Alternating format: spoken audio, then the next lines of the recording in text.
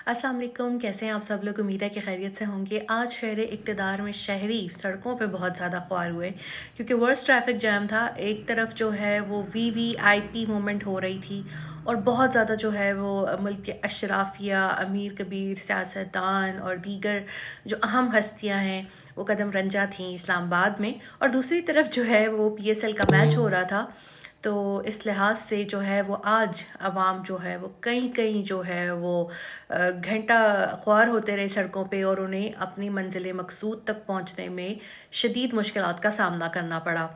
पाकिस्तान भी बड़ा अनोखा और मुनफरिद मुल्क है। जिन लोगों को वोट दिया था वो तो असम्बली में पहुंचे नहीं, जिन्हें नहीं दिया था वो पहुंच गए हैं और इक़्तिदार भी संभाल लिया है। ताहम इक़्तिदार किसी का नहीं है, ना ही कुर्सी किसी की है। वक्ती तौर पर जो है वो ताकत मिलती है इंसानों को, लेकिन फिर उनसे ले ली जाती है। और पाकिस्तान में तो वैसे भी 1.5-2 साल बाद हुकूमत को भी चलता किया जाता है। और वज़ीर आज़म के साथ तो जो होती है वो तो आप लोग माजी में देख ही चुके हैं। फांसी, जलावतनी, जेल, ये सब तो वज़ीर आज़म के जो है वो किस्मत में लिख दिया गया है।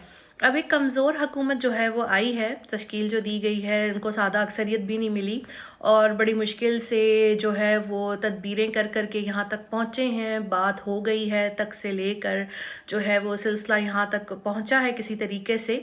अब ये कितनी देर चलेगा ये तो आने वाला वक्त जो है वो बताएगा, लेकिन आवाम जो है आज उसकी सही चीखें निकली और ये आज पहला दिन था इस हुकूमत का।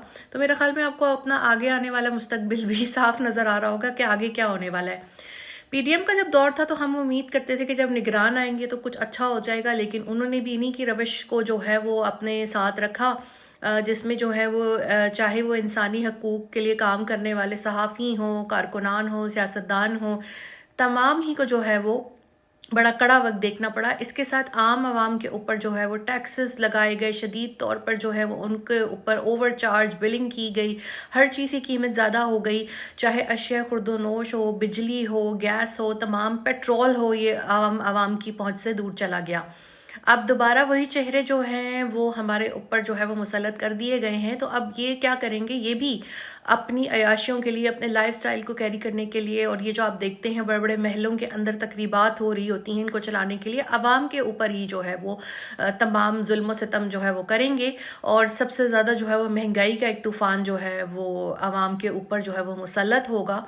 क्योंकि हम अपने पड़ोसियों को देखते हैं, वहाँ की तो शादी का बजट मेरे ख्याल में हमारी मुल्क के बजट से ज़्यादा है। और यहाँ पे क्या होता है कि अशराफिया ने अपने खर्चे चलाने के लिए आईएमएफ का जो है वो कर्जा ले लेते हैं और इसको उतारते जो हैं वो आप हम जैसे टैक्स पेयर जो हैं वो आवाम इसको उतारते रहते हैं। और ये क्या करते हैं, एक जिस तरह वायसराय होता था ना, अंग्रेज़ों की ईस्ट इंडिया थी, उस तरह आते हैं, रूल करते हैं और फिर जब इक़्तिदार चला जाता है तो फिर यहाँ से खफा होकर चले जाते हैं।